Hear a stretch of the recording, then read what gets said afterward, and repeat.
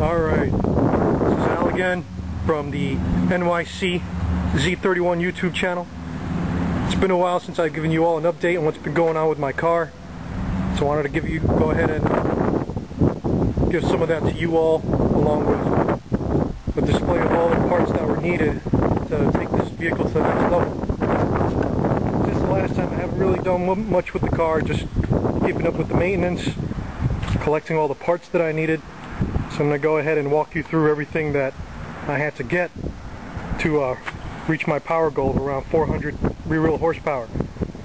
First thing, you got to take care of your fuel requirements. And here we have a stock Z31 top feed fuel rail, and with that you can use one of many types of injectors. I went ahead and gone with Mercedes-Benz injectors from a 79 450 SEL. They're rated at 440 cc at 3 bar, so that'll provide more than enough fuel to reach my power goal.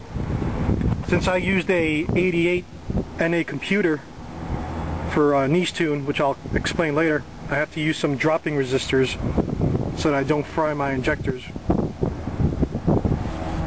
And we got these from Mouser.com, and I'll post up the part number for those later. And then over here we have an LM1, or rather an LC1, which will give me my air-fuel ratios so I can properly tune the car. Alright. Over here we have a intercooler piping kit from CertifiedPerformance.com. The great thing about this kit is that it allows you to keep the stock AC. So that's why it's got all sorts of curves all over the place, but pretty much goes right in. It includes piping to relocate the intake, so that the intake will be placed more in where the air will be coming in rather than here in the engine bay. So the intake air temperature will be nice and cool.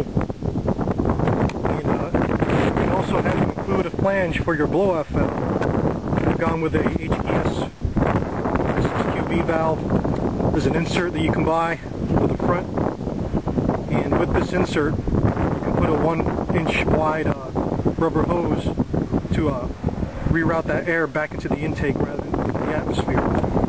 So it pretty much turns this blow-off valve into a recirculation valve, which is, for a car like this which uses a mass airflow sensor, it's always better to have that set up if you can set that up for yourself. And along with the intercooler kit we have the actual intercooler. This is a Spear Co 221 clone made from Treadstone. It's a wedge type. The CM intercooler kit is made to work with this type of intercooler, so that's what we're going to use. And nice thing about this intercooler, does the job very well up to 700 horsepower, and it's only a half PSI pressure drop going through there, so it's very good. The thing is that with that intercooler kit you won't be able to retain the stock engine fan. You have to go with an electric fan and open up all the space in here. So what I've done, I've taken a dual fan from a Nissan Maxima. These pretty much go right in. There's only a couple of modifications you need to make them fit it in there. And then here we have a painless adjustable fan thermostat with a relay. Basically what this does is allows you to set what temperature you want the fan to be working at. And this item here was 80 bucks, but why something so expensive? Because it lasts. I didn't want to go with something cheap that would break after only a little while. This switch right here is proven to last and do the job. Here we have a Walbro fuel pump, 255 liters per hour rated, and you can buy the kit for the 240 SX, the S13 240 SX. It's basically the same thing. It'll drop right in to the Z31's fuel tank. Here we have a mass air fuel sensor from a Mustang Cobra, 93 Mustang Cobra, and these can meter up to 500 horsepower. The Z31 meter, they max out about 350, so you need a different mass airflow sensor to meter the amount of air that you're going to need. And the Mustang Cobra meter, they're been used by many folks, and as far as they know, it works very well. Here we have a Nissan OEM computer along with a Nice Tune daughter board. And what this does is it turns your OEM computer into a standalone. And with that, you can monitor in real time your air-fuel ratios and tons of other stats. And you have the fuel and timing maps. You can do that all in real time, and it will log it for you. So once you get that, easiest way to get this is just send your computer over to Australia. They put it in for you, they test it for you, it comes back and it goes right back into your car.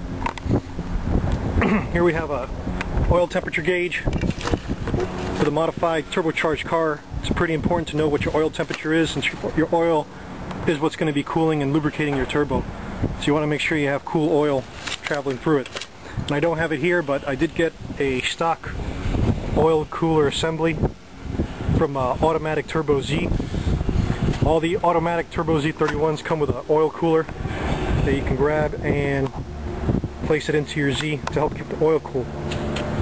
Finally, the most important thing is the turbocharger. This is a T3 T4 hybrid. We have a 57 trim compressor, T04 compressor, and then for the turbine side, I went with a stage 3 turbine. Alright, and this should be good for at least 400 horsepower. Now what I did with this was I sent it over to Canada, cherryturbos.com, and you send them a stock T3 turbo from the Z31 and they'll rebuild it for you using the existing housing. So what they'll do for me, or what they did for me rather, they put the T04 compressor housing, they bored out the turbine housing to accept the stage 3 wheel. So basically you got a T4 T3 hybrid that bolts right back onto your car. And that's very important because I have the CM 3-inch exhaust and I didn't want to have to get a custom downpipe to go with my new turbo. So with this, it's a bolt-on application. It'll go with any exhaust kit that you go with, get your Turbo Z31, and it'll provide more than enough power. Now why the 57 trim, why not something bigger? Because I wanted V8-like response. With the 60 trim, boost threshold might have been a little bit too high for me. So I decided to go with a 57 trim. It's a little bit smaller, but along with my stage 3, that should provide some quick spool up for my Turbo Z. So that's pretty much all the stuff that's going to be needed to do what I wanted to do with this car. At first I thought it was just going to be a couple of things, but as you can see, a lot of different things that you need to get. And this isn't even including the all the little odds and ends that you need to get, such as clamps, hoses, other stuff like that. But hopefully in the next couple of weeks I'll get all this stuff in. We'll take it back to the dyno and we'll see if all this damn money is worth it.